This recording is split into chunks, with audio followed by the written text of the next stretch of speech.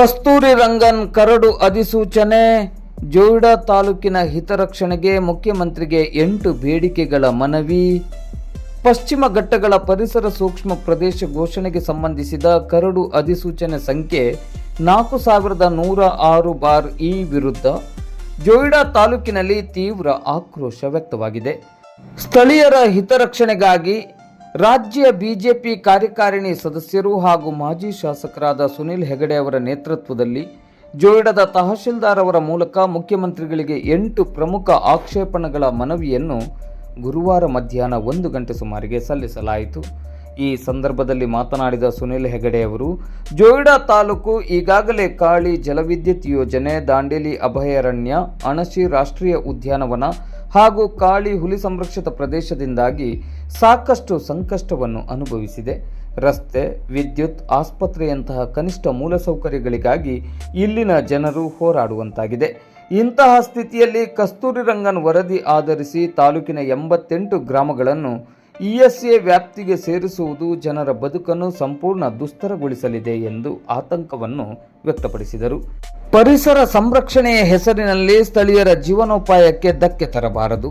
ರಾಜ್ಯ ಸರ್ಕಾರ ಈ 8 ಅಂಶಗಳನ್ನು ಗಂಭೀರವಾಗಿ ಪರಿಗಣಿಸಿ ಕೇಂದ್ರದ ಮುಂದೆ ಬಲವಾದ ಆಕ್ಷೇಪಣೆಯನ್ನು ಸಲ್ಲಿಸಿ 88 ಗ್ರಾಮಗಳ ಜನವಸತಿ ಪ್ರದೇಶಗಳನ್ನು ಇಎಸ್ಎ ವ್ಯಾಪ್ತಿಯಿಂದ ಹೊರಗಿಡಲು ಒತ್ತಡ ತರಬೇಕೆಂದು ಸುನಿಲ್ ಹೆಗಡೆ ಅವರು ಹಾಗೂ ಸಾರ್ವಜನಿಕರು ಆಗ್ರಹಿಸಿದರು. ಮುಖ್ಯಮಂತ್ರಿಗಳಿಗೆ ಬರೆದ ಮನವಿಯಲ್ಲಿ 8 ಪ್ರಮುಖ ಬೇಡಿಕೆಗಳಾದ ಕೇರಳ ಮಾದರಿಯಲ್ಲಿ ಕರ್ನಾಟಕದ ಪಶ್ಚಿಮ ಘಟ್ಟಗಳ ಭೌತಿಕ ಸಮೀಕ್ಷೆಯನ್ನು ನಡೆಸಬೇಕು, ಕಂದಾಯ ಗ್ರಾಮಗಳ ಪರಿಷ್ಕೃತ ವಿವರ ಕೇಂದ್ರಕ್ಕೆ ಸಲ್ಲಿಸಬೇಕು, ಉತ್ತರ ಕನ್ನಡ ಜಿಲ್ಲೆಯ ಮೇಲೆ ಆಗುವ ಸಾಮಾಜಿಕ, ಆರ್ಥಿಕ ಹಾಗೂ ಶೈಕ್ಷಣಿಕ ಪರಿಣಾಮಗಳ ಕುರಿತು ಸಮಗ್ರ ಅಧ್ಯಯನವನ್ನು ನಡೆಸಬೇಕು, ಸ್ಥಳೀಯರ ವಾಸದ ಮನೆ, ಕೊಟ್ಟಿಗೆ ಹಾಗೂ ಕೃಷಿ ಚಟುವಟಿಕೆಗಳಿಗೆ ಯಾವುದೇ ನಿಬಂಧನೆ ವಿಧಿಸಬಾರದು, ಹೊಸ ಜಲವಿದ್ಯುತ್ ಯೋಜನೆಗಳನ್ನು ಸಂಪೂರ್ಣ ನಿಷೇಧಿಸಬೇಕು, ಅಸ್ತಿತ್ವದಲ್ಲಿರುವ ಯೋಜನೆಯ ವಿದ್ಯುತ್ ಸ್ಥಳೀಯರಿಗೆ ಆದ್ಯತೆಯ ಮೇರೆಗೆ ನೀಡಬೇಕು, ಅರಣ್ಯದಲ್ಲಿ ಇನ್ಸುಲೇಟೆಡ್ ಕೇಬಲ್ ಕಡ್ಡಾಯಗೊಳಿಸಬೇಕು, ನೈಸರ್ಗಿಕ ಪ್ರದೇಶದಿಂದ ನೀರು ಸೇರಿದಂತೆ ನೈಸರ್ಗಿಕ ಸಂಪನ್ಮೂಲಗಳನ್ನು ಇತರೆಡೆಗೆ ಸಾಗಿಸುವುದನ್ನು ನಿಷೇಧಿಸಬೇಕು, ಇರುವ ಮನೆಗಳು, ಕೃಷಿ ಜಮೀನುಗಳು ಹಾಗೂ ಕಾನೂನುಬದ್ಧ ಜೀವನೋಪಾಯ ಚಟುವಟಿಕೆಗಳಿಗೆ ರಕ್ಷಣೆ ನೀಡಬೇಕು, ರಸ್ತೆ, ಸೇತುವೆ, ಕುಡಿಯುವ ನೀರು, ವಿದ್ಯುತ್, ಶಾಲೆ, ಆರೋಗ್ಯ ಕೇಂದ್ರಗಳ ಕಾಮಗಾರಿಗಳಿಗೆ ವಿಶೇಷ ವಿನಾಯಿತಿ ಹಾಗೂ ತ್ವರಿತ ಅನುಮತಿ ವ್ಯವಸ್ಥೆಯನ್ನು ಮಾಡಬೇಕು, ಸ್ಥಳೀಯರಿಗೆ ಪೂರಕವಾದ ಇಕೋ ಫ್ರೆಂಡ್ಲಿ ಪರಿಸರ ಪ್ರವಾಸೋದ್ಯಮಕ್ಕೆ ಅವಕಾಶ ನೀಡಬೇಕೆಂದು ಮನವಿಯಲ್ಲಿ ಒತ್ತಾಯಿಸಲಾಗಿದೆ. ಈ ಸಂದರ್ಭದಲ್ಲಿ ಜೋಯಿಡಾ ತಾಲೂಕಿನ ಬಿಜೆಪಿ ಘಟಕದ ಪದಾಧಿಕಾರಿಗಳು, ಕಾರ್ಯಕರ್ತರು, ವಿವಿಧ ಮೋರ್ಚಾಗಳ ಪದಾಧಿಕಾರಿಗಳು, ಸದಸ್ಯರು ಹಾಗೂ ಸಾರ್ವಜನಿಕರು ಹೆಚ್ಚಿನ ಸಂಖ್ಯೆಯಲ್ಲಿ ಉಪಸ್ಥಿತರಿದ್ದರು.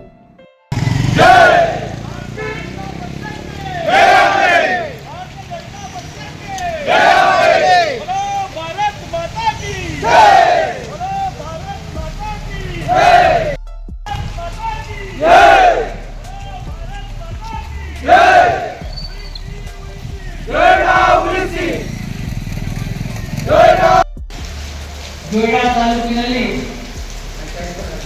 ಭಾರತೀಯ ಜನತಾ ಪಕ್ಷದ ಅಧ್ಯಕ್ಷರಾದ ಸನ್ಮಾನ್ಯ ಶಿವಾಜಿ ಗೋಸಾವಿ ಅವರ ನೇತೃತ್ವದಲ್ಲಿ ನಮ್ಮೆಲ್ಲರ ಉಪಸ್ಥಿತಿಯಲ್ಲಿ ಕಸ್ತೂರಿ ರಂಗನ್ ವರದಿಯ ಬಗ್ಗೆ ಸಾಂಕೇತಿಕವಾದಂತಹ ಪ್ರತಿಭಟನಾ ಚಳುವಳಿಯನ್ನು ನಾವು ಇವತ್ತಿನ ದಿನ ಹಮ್ಮಿಕೊಂಡಿದ್ದೇವೆ.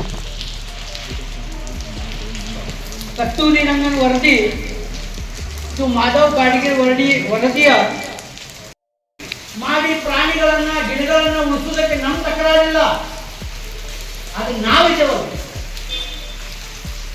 ನಮಗೆ ಸಂವಿಧಾನ ಜೀವಿಸುವಂತ ಹಕ್ಕು ಕೊಟ್ಟಿದೆ. ಪೀಪಲ್ ಆಫ್ ಇಂಡಿಯಾ ಸಾವರ್ಜಿನ್ ಅಂತ ಹೇಳ್ತಾರೆ. ನಾವು ಭಾರತ ದೇಶದ ಪ್ರಜೆಗಳು, ನಾವು ಪ್ರಜಾಪಿತರು ಅಂತ ಹೇಳ್ತೇವೆ. ನಾವು ಮೊಟ್ಟ ಮೊದಲನೇದಾಗಿ ನಮಗೆ ಜೀವಿಸುವ ಹಕ್ಕು ಸಂವಿಧಾನ ಕೊಟ್ಟ ನಂತರ ಎಲ್ಲಿ ಕಾಡುಗಳಿದ್ದಾವೆ ಅಲ್ಲೆಲ್ಲ ಬುಡಕಟ್ಟು ಜನ ಇದ್ದಾರೆ. ಇಲ್ಲಿ ಕುರುಬಿಗಳಿರ್ಬೋದು, ದೇವಳಿಗಳಿರ್ಬೋದು, ಮರಾಠರಿರ್ಬೋದು, ಮತ್ತೊಂದು ಬೇರೆ ಬೇರೆ ಜನ ಇದ್ದಾರೆ. ಅವರು ಕಾಡಿನ ಸಂಘಟನೆ ಬೆಳೆದವರು. ಅವರು ತಲೆತಲಾಂತರದಿಂದ ಆ ಕಾಡು, ಆ ಗಿಡ, ಆ ಪ್ರಾಣಿ, ಆ ಕ್ರಿಮಿ ಕೀಟಗಳಿಂದಲೇ ಬೆಳೆದವರು. ಇವತ್ತು ಸರ್ಕಾರಗಳು, ಅರಣ್ಯ ಇಲಾಖೆ ಈ ಕಾಡನ್ನ ರಕ್ಷಣೆ ಮಾಡಿದೆ ಅಂತ ಹೇಳಿದ್ರೆ ಇದು ಮೂರ್ಖತನದ ಪರಮಾವಧಿ. ಅರಣ್ಯ ಇಲಾಖೆ ಅಂತ ಹೇಳಿದ್ರೆ ಪಾಕಿಸ್ತಾನಿ ಕಲ್ಲರು. ನಮ್ಮ ಅರಣ್ಯದಲ್ಲಿ ನಾವು ರಾತ್ರಿ ಹೋಗ್ಬೇಕಾದ್ರೆ ಸಮಸ್ಯೆ, ನಾವು ಒಂದು ಮನೆ ಕಟ್ಕೋಬೇಕಾದ್ರೆ ಸಮಸ್ಯೆ, ಹೆಂಗೆ ಬದುಕಬೇಕು? ಅಂಥದ್ರಲ್ಲಿ ನೀವು ಕಸ್ತೂರಿ ರಂಗನ್ ವರದಿ ಜಾರಿ ಮಾಡಬೇಕಾದ್ರೆ ಇಲ್ಲಿ ನೀವು ಚರ್ಚೆ ಮಾಡಬೇಕಲ್ಲ. ಇವತ್ತಿನ ದಿನ ಕಸ್ತೂರಿ ರಂಗನ್ ವರದಿ ನೋಟಿಫಿಕೇಶನ್ ತೆಗೆದಿರ್ಬೋದು. ಯಾಕಂದ್ರೆ ಇಡೀ ಭಾರತ ದೇಶದ ಫಾರೆಸ್ಟ್ ಡಿಪಾರ್ಟ್ಮೆಂಟ್ಗೆ ಸಂಬಂಧಪಟ್ಟಂಗೆ ಕೆಲವು ತೆಗೆದಿರ್ಬೋದು. ಆದರೆ ಡಿಪಾರ್ಟ್ಮೆಂಟ್ಗಳು ಆ ಕಾಡು ಆ ಭೂಮಿ ಯಾರ ಹತ್ರ ಇದೆ? ಇದೇ ರಾಜ್ಯ ಸರ್ಕಾರದ ಹತ್ರ ಇದೆ ಅಲ್ಲ. ಈ ರಾಜ್ಯ ಸರ್ಕಾರ ಈ ಕಸ್ತೂರಿ ರಂಗನ್ ನೋಟಿಫಿಕೇಶನ್ ಆದ ನಂತರ ಅವ್ರ ಮಂತ್ರಿಮಂಡಲ ಏನಾಯ್ತೋ ಗೊತ್ತಿಲ್ಲ, ನೀನೇ ಆಗಿದ್ದಾರೆ ಮಂತ್ರಿಗಳು.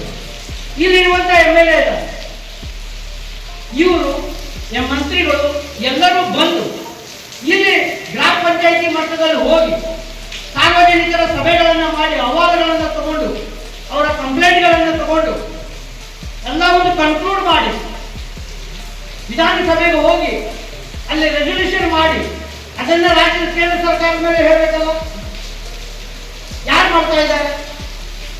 ಸುಮ್ಮನೆ ಕೇಂದ್ರ ಸರ್ಕಾರದ ವರ್ಕ್ ಮಾಡಿದ್ರೆ ಇವತ್ತು ಉದಾಹರಣವಾಗಿ ಜೋಡಾ ಗ್ರಾಮ ಪಂಚಾಯಿತಿಯಲ್ಲಿ ಕರ್ನಾಟಕ ಸರ್ಕಾರ ಒಂದು ರೆಸಲ್ಯೂಷನ್ ಡಿಪಾರ್ಟ್ಮೆಂಟ್ನವರಿಗೆ ಫಾರೆಸ್ಟ್ ನಿಂದ ಹೊರಗಡೆ ಹಾಕುವಂತಹ ಸನ್ನಿವೇಶ ನಿರ್ಮಾಣ ಆಗ್ತದೆ. ನೆನಪಿಟ್ಕೊಂಡಿರ್ಬೇಕು. ಜನರ ಸಂಗಡ ಒಂದಾಗಿ ಕಾಯ್ದೆಗಳಿರ್ಬೋದು, ಆ ಕಾಯ್ದೆ ಇಂಪ್ಲಿಮೆಂಟ್ ಮಾಡಬೇಕಾದ್ರೆ ಜನರ ಸಹಕಾರ ಬೇಕಾಗ್ತದೆ. ಫಾರೆಸ್ಟ್ ಡಿಪಾರ್ಟ್ಮೆಂಟ್ ಅವರು, ಸರ್ಕಾರದ ಅಧಿಕಾರಿಗಳು ಜನರನ್ನ ವಿಶ್ವಾಸಕ್ಕೆ ತಗೊಂಡು ಜನರನ್ನೇ ತಗೊಂಡು ಕಾಡನ್ನ ಉಳಿಸುವ ಮೂಲಕ ಅವರು ಜೀವನ ಮಾಡುವಂತಹ ಸನ್ನಿವೇಶ ನಿರ್ಮಾಣ ಮಾಡಿದ್ರೆ ಮಾತ್ರ ಜೋಡಾ ತಾಲೂಕಿನಲ್ಲಿ ಮುಂದಿನ ದಿನಗಳ ಇಲ್ಲಾದ ಜನ ಒಮ್ಮೆ ರೊಚ್ಚಿಗೆದ್ರೆ ನಿಮ್ದು ಪರಿಸ್ಥಿತಿ ಎಲ್ಲಿಗೆ ಹೋಗ್ಬಿಡ್ತದಂತ ಹೇಳಲಿಕ್ಕೆ ಬರುವುದಿಲ್ಲ. ಈ ಕಾಡು ಸರ್ಕಾರದ ಅಲ್ಲ, ಈ ಕಾಡು ನಮ್ದಿದು, ನಮ್ಮ ಜೋಡಾ ತಾಲೂಕಿನ ಜನರ ಕಾಡಿದು. ಇದನ್ನು ಉಳಿಸುವಂತ ಕೆಲಸ ನಾವು ಮಾಡ್ತೇವೆ. ನಮ್ಗೆ ಸಹಕಾರ ಕೊಡಿ. ನಾವು ಬೇಕಾಬಿಟ್ಟಿ ಗಿಡ ಕಡಿಯುವಂತ ಜನ ಅಲ್ಲ, ಬೇಕಾಬಿಟ್ಟಿ ಪ್ರಾಣಿಗಳನ್ನು ಕೊಲ್ಲುವಂತ ಜನನೂ ಅಲ್ಲ. ಆದ್ರೆ ಕೆಲವೊಂದು ನಮ್ಮ ಸಂಪ್ರದಾಯಗಳಿದ್ದಾವೆ, ಆ ಸಂಪ್ರದಾಯಕ್ಕೆ ತಕ್ಕಂಗೆ ನಾವು ಹೋಗ್ಬೇಕಾಗಿರ್ತದೆ. ಆ ಸಂಪ್ರದಾಯಗಳನ್ನೇ ಹಾಳು ಮಾಡ್ತೀವಿ ಅಂತ ಹೇಳಿದ್ರೆ ಆಗುದಿಲ್ಲ. ಬುಡಕಟ್ಟು ಜನಾಂಗಕ್ಕೆ ಕೆಲವೊಂದು ಸಂಪ್ರದಾಯಗಳಿದ್ದಾವೆ, ಆ ಸಂಪ್ರದಾಯದ ಪ್ರಕಾರನೇ ಆ ಬುಡಕಟ್ಟು ಜನಾಂಗ ಇರಬೇಕು. ಕುಂಬ್ಳಿ ಜಮೀನುಗಳನ್ನ ಇವತ್ತು ಕುಂಬ್ಳಿ ಜಮೀನು ಫಾರೆಸ್ಟ್ ಡಿಪಾರ್ಟ್ಮೆಂಟ್ ಸರ್ಕಾರದ ಅಲ್ಲ, ಅದು ಆಯಾ ಜನರದಿದೆ. ಕೂಡಲೇ ಅದಕ್ಕೆ ಒಂದು ಕಮಿಟಿ ಮಾಡಿ MLA ಅವ್ರಿಗೆ ಹೇಳ್ತೇನೆ. ಆ ರೀತಿ ಒಂದು ಬುಡಕಟ್ಟು ಇಲಾಖೆ, ಕಾಡಿನಲ್ಲಿ ವಾಸಿಸುವಂತ ಇಲಾಖೆ ಅಂತ ಯಾಕೆ ಮಾಡಲಿಲ್ಲ ಸರ್ಕಾರಗಳು? ಅವರ ಸಮಸ್ಯೆಗಳಲ್ಲಿ ಯಾರ ಹತ್ರ ಇರಬೇಕು? ಒಂದು ಕಡೆ ಸುಪ್ರೀಂ ಕೋರ್ಟ್ ಹೇಳ್ತದೆ ಜೀವಿಸುವ ಹಕ್ಕು ಕೊಟ್ಟಿದ್ದಿದೆ, ಅವರಿಗೆ ಮೂಲಭೂತವಾದಂತ ಎಲ್ಲಾ ಸೌಕರ್ಯಗಳನ್ನು ಕೊಡಬೇಕು ಅಂತ ಹೇಳಿ ತೋರಿಸ್ಕೊಡಿ. ಮೂಲಭೂತವಾದಂತ ಸೌಕರ್ಯಗಳೇನೆಂದು ಹಾಸ್ಪಿಟಲ್ ಕೊಡಬೇಕು, ಉಳಿಲಿಕ್ಕೆ ಮನೆ ಕೊಡಬೇಕು, ಉಪಜೀವನಕ್ಕೆ ಭೂಮಿ ಕೊಡಬೇಕು, ಆರೋಗ್ಯಕ್ಕೆ ಹಾಸ್ಪಿಟಲ್ಗಳನ್ನು ಕೊಡಬೇಕು, ಉದ್ಯೋಗ ಮಾಡಲಿಕ್ಕೆ ಅವಕಾಶಗಳನ್ನು ಕೊಡಬೇಕು. ಯಾವುದು ಏನು ಕೊಟ್ಟಿದ್ದೀರಿ? ಕಸ್ತೂರಿ ರಂಗನ್ ವರದಿ ಮಾಡೋದಕ್ಕೆ ನಾವು ಸಹಕಾರ ಕೊಡ್ತೇವಾದ್ರು ನಮ್ಮ ಉಪಜೀವನಕ್ಕೆ ನಾವು ಇಲ್ಲಿ ಬದುಕಲಿಕ್ಕೆ ಏನು ಕೊಡ್ತಾ ಇದ್ದೀವಿ? ಜೋಡಾ ತಾಲೂಕಿನಲ್ಲಿ environment forest and climate change ಅವರ ಒಂದು ಕರಡು ಅಧಿಸೂಚನೆ 4106 27 ಜುಲೈ 2026 ಕುರಿತು ನಮ್ಮ ಆಕ್ಷೇಪಣೆಗಳು ಮತ್ತು ಸಲಹೆಗಳು. ಮಾನ್ಯರೇ, ಉತ್ತರ ಕನ್ನಡ ಜಿಲ್ಲೆಯ ಜೋಡಾ ತಾಲೂಕು ಪಶ್ಚಿಮ ಘಟ್ಟಗಳ ಅತ್ಯಂತ ವಿಶಿಷ್ಟ ಹಾಗೂ ಪರಿಸರ ಸೂಕ್ಷ್ಮ ಪ್ರದೇಶಗಳಲ್ಲಿ ಒಂದಾಗಿದೆ. ದಟ್ಟ ಅರಣ್ಯ, ಕಾಳಿ ನದಿ, ಉಪನದಿಗಳು, ಜಲಪಾತಗಳು, ಬೆಟ್ಟ ಗುಡ್ಡ ಕಣಿವೆಗಳು, ಅಪಾರ ಜೀವ ವೈವಿಧ್ಯತೆ ಹಾಗೂ ವನ್ಯಜೀವಿ ಸಂಪತ್ತನ್ನು ಹೊಂದಿರುವ ಜೋಯಿಡಾ ದೇಶದ ಪರಿಸರದ ದೃಷ್ಟಿಯಿಂದ ಅತ್ಯಂತ ಮಹತ್ವದ ಪ್ರದೇಶವಾಗಿದೆ. ಈ ನೈಸರ್ಗಿಕ ಸಂಪತ್ತನ್ನು ತಲೆತಲಾಂತರಗಳಿಂದ ಸಂರಕ್ಷಿಸಿಕೊಂಡು ಬಂದವರು ಇಲ್ಲಿನ ಗ್ರಾಮೀಣ ಜನರು ಕೃಷಿ, ತೋಟಗಾರಿಕೆ, ಜಾನುವಾರು ಸಾಕಾಣಿಕೆ, ಸಣ್ಣ ಉದ್ಯಮ, ಪರಿಸರ ಪ್ರವಾಸೋದ್ಯಮ ಹಾಗೂ ಅರಣ್ಯ ಆಧಾರಿತ ಜೀವನೋಪಾಯವನ್ನು ಅವಲಂಬಿಸಿಕೊಂಡು ಬದುಕುತ್ತಿದ್ದಾರೆ. ಆದರೆ ಕಸ್ತೂರಿ ರಂಗನ್ ವರದಿಯ ಆಧಾರದ ಮೇಲೆ ಇಡೀ ಪಶ್ಚಿಮ ಘಟ್ಟವನ್ನು ಪರಿಸರ ಸೂಕ್ಷ್ಮ ಪ್ರದೇಶವೆಂದು ಘೋಷಿಸುವ ಪ್ರಕ್ರಿಯೆ ಮತ್ತೆ ಮುನ್ನೆಲೆಗೆ ಬಂದಿರುವುದು ಈ ಜೋಡಾ ಭಾಗದ ಜನರಲ್ಲಿ ತೀವ್ರ ಆತಂಕವನ್ನು ಉಂಟು ಮಾಡಿದೆ. ಈಗಾಗಲೇ ಜೋಡಾ ತಾಲೂಕಿನಲ್ಲಿ ಕಾಳಿ ಜಲವಿದ್ಯುತ್ ಯೋಜನೆ, ದಾಂಡೇಲಿ ಅಭಯಾರಣ್ಯ, ಅಣಶಿ ರಾಷ್ಟ್ರೀಯ ಉದ್ಯಾನವನ, ಕಾಳಿ ಹುಲಿ ಸಂರಕ್ಷಿತ ಪ್ರದೇಶ ಮುಂತಾದ ಯೋಜನೆಗಳು ಚಾಲ್ತಿಯಲ್ಲಿದ್ದು ಅದರಿಂದ ಸ್ಥಳೀಯ ಜನರು ತಮ್ಮ ಮೂಲಭೂತ ಸೌಕರ್ಯಗಳಿಗಾಗಿ ಸಾಕಷ್ಟು ತೊಂದರೆಗಳನ್ನು ಎದುರಿಸುತ್ತಿದ್ದಾರೆ. ಸದರಿ ಪರಿಸರ ಸೂಕ್ಷ್ಮ ಪ್ರದೇಶದ ಅಧಿಸೂಚನೆಯಲ್ಲಿ ತಾಲೂಕಿನ 88 ಗ್ರಾಮಗಳು ಸೇರಿಕೊಂಡಿವೆ.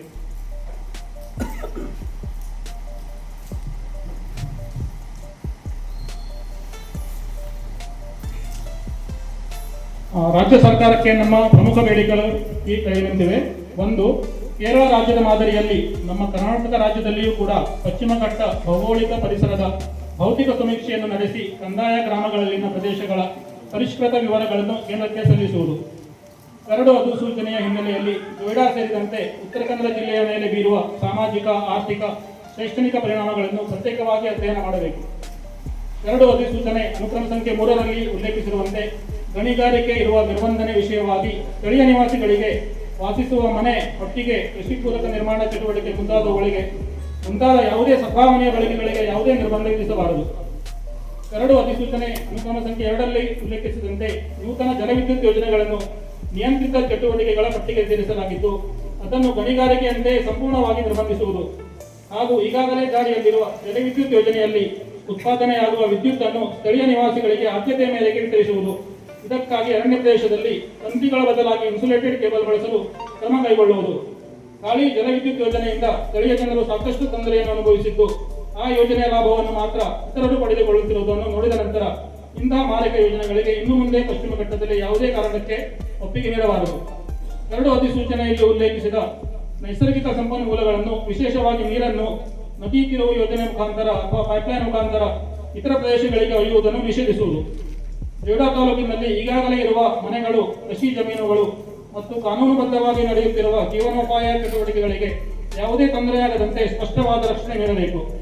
ರಸ್ತೆ, ಸೇತುವೆ, ಕುಡಿಯುವ ನೀರು, ವಿದ್ಯುತ್, ಶಾಲೆ, ಆರೋಗ್ಯ ಸೇರಿದಂತೆ ಸಾರ್ವಜನಿಕ ಮೂಲಸೌಕರ್ಯ ಕಾಮಗಾರಿಗಳಿಗೆ ವಿಶೇಷ ವಿನಾಯಿತಿ ಜೊತೆಗೆ ತ್ವರಿತ ಅನುಮತಿ ವ್ಯವಸ್ಥೆಯನ್ನು ಕಲ್ಪಿಸುವುದು. ಜೊಯ್ಡಾದಲ್ಲಿ ಪರಿಸರ ಆಧಾರಿತ ಪ್ರವಾಸೋದ್ಯಮವನ್ನು ಪರಿಸರ ಸ್ನೇಹಿ ಮಾದರಿಯಲ್ಲಿ ಅಭಿವೃದ್ಧಿಪಡಿಸಿ ಸ್ಥಳೀಯರಿಗೆ ಉದ್ಯೋಗ ಕಲ್ಪಿಸುವುದು. ದೊಡ್ಡ ಪ್ರಮಾಣದ ಪರಿಸರ ಮಾಲಿನ್ಯ ಉಂಟು ಮಾಡುವ ಯೋಜನೆಗಳನ್ನು ನಿಯಂತ್ರಿಸುವ ಜೊತೆಗೆ ಸ್ಥಳೀಯ ಜೀವನೋಪಾಯ ಚಟುವಟಿಕೆಗಳಾದ ಗುಡಿ ಕೈಗಾರಿಕೆಗಳಿಗೆ ಉತ್ತೇಜನ ನೀಡುವುದು. ಸ್ಥಳೀಯ ಜನಪ್ರತಿನಿಧಿಗಳು, ಗ್ರಾಮ ಪಂಚಾಯಿತಿಗಳು, ಪರಿಸರ ಅಭಿವೃದ್ಧಿ ಸಮಿತಿಗಳು, ಗ್ರಾಮ ಅರಣ್ಯ ಸಮಿತಿಗಳನ್ನು ಒಳಗೊಂಡ ಶಾಶ್ವತ ಸಮಾಲೋಚನಾ ವ್ಯವಸ್ಥೆಯನ್ನು ರೂಪಿಸುವುದು. ಪರಿಸರ ಸಂರಕ್ಷಣೆ ದೃಷ್ಟಿಯಿಂದ ತಾಲೂಕಿನ ಎಲ್ಲ ದುರ್ಗಮ ಜನವಸತಿ ಮಜರೆಗಳಲ್ಲಿ ಚಿಕ್ಕ ಚಿಕ್ಕ ಸೌರ ವಿದ್ಯುತ್ ಘಟಕಗಳನ್ನು ಸ್ಥಾಪಿಸಲು ಯೋಜನೆಗಳನ್ನು ರೂಪಿಸುವುದು. ಪ್ರತಿ ಗ್ರಾಮ ಪಂಚಾಯಿತಿ ಮಟ್ಟದಲ್ಲಿ ಈಗಾಗಲೇ ಜಾರಿಯಲ್ಲಿರುವ ಸಾರ್ವಜನಿಕ ಹಿತಾಸಕ್ತಿ ಯೋಜನೆಗಳಾದ ಖಾಲಿ ಜಲವಿದ್ಯುತ್ ಯೋಜನೆಯಾಗಲಿ, ದಾಂಡೇಲಿ ಅಭಯಾರಣ್ಯ, ಅಣಿಶೀರ ಉದ್ಯಾನವನ, ಖಾಲಿ ಹುಲ ಸಂರಕ್ಷಿತ ಪ್ರದೇಶ ಇತ್ಯಾದಿಗಳಿಂದ ಸ್ಥಳೀಯರಿಗೆ ಉಂಟಾಗುವ ಸಮಸ್ಯೆಗಳನ್ನು ಪರಿಗಣಿಸಿ ಅದಕ್ಕೆ ಪರಿಹಾರಾತ್ಮಕವಾಗಿ ವಿಶೇಷ ಪ್ಯಾಕೇಜ್ ಅನ್ನು ಆಯಾ ಗ್ರಾಮ ಪಂಚಾಯಿತಿಗಳಿಗೆ ನೀಡುವುದು. ವಂದನೆಗಳೊಂದಿಗೆ ಎಲ್ಲರ ಪರವಾಗಿ ಶ್ರೀ ಶಿವಾಜಿ ಗೋಸಾವಿ ತಾಲೂಕು ಅಧ್ಯಕ್ಷರು, ಭಾಜಪ ಮಂಡಳಿ. ಕನ್ಸ್ಟ್ರಕ್ಷನ್ ಏನಾಯ್ತು ಜೋಡಾ ತಾಲೂಕಿಗೆ, ಅವತ್ತಿಂದ ಜೋಡಾ ತಾಲೂಕಿಗೆ ಒಂದು ಶಾಪನೆ ಹತ್ತಿದೆ ಅಂತ ನಾವು ತಿಳ್ಕೋಬೇಕಾಗಿದೆ. ಒಂದು, ಸುಪಾ ತಾಲೂಕು ಅನ್ನುವಂಥ ತಮ್ಮ ಮೂಲ ಅಸ್ತಿತ್ವವನ್ನು ಕಳ್ಕೊಂಡು ಡ್ಯಾಮಿನ ಹಿನ್ನೀರಿನಲ್ಲಿ ತಮ್ಮ ಕಣ್ಣೀರಿನಿಂದ ಇವತ್ತಿನವರೆಗೆ ನೀವು ಕೊಡಸಲಿ ಎಕ್ವೈರ್ ಆಗಿದೆ, ಬೇರೆ ಬೇರೆ ಕಡೆ ಎಕ್ವೈರ್ ಮಾಡಿದ್ದಾರೆ. 2,000 3,000 ಕೊಟ್ಟರು, ಜಮೀನು ಕೊಡಲಿಲ್ಲ. ಕೊಟ್ಟಂತ ಜಮೀನಲ್ಲಿ ಸರಿಯಾದ ರೀತಿ ಸಮರ್ಪಕವಾದ ರೀತಿಯಲ್ಲಿ ಕೊಡಲಿಲ್ಲ. ತಾಲೂಕಾ ಪ್ಲೇಸ್ ಚೇಂಜ್ ಆಯಿತು. ಆದರೆ ಆ ಡ್ಯಾಮಿನಿಂದ ಬರುವಂಥ ಉತ್ಪನ್ನದ್ದು ಹಿಂದೆ ಸಹ ನಾವು ಪಾದಯಾತ್ರೆ ಮಾಡಿದಾಗ ಹೇಳಿದ್ವಿ, ಪ್ರತಿ ಆ ಡ್ಯಾಮಿನಿಂದ ಬರುವಂಥ ಉತ್ಪನ್ನಗಳಲ್ಲಿ ಒಂದು 25 to 30% ಜೋಡಾ ತಾಲೂಕಿನ ಅಭಿವೃದ್ಧಿಗೆ ಇಡಬೇಕು ಅಂತ.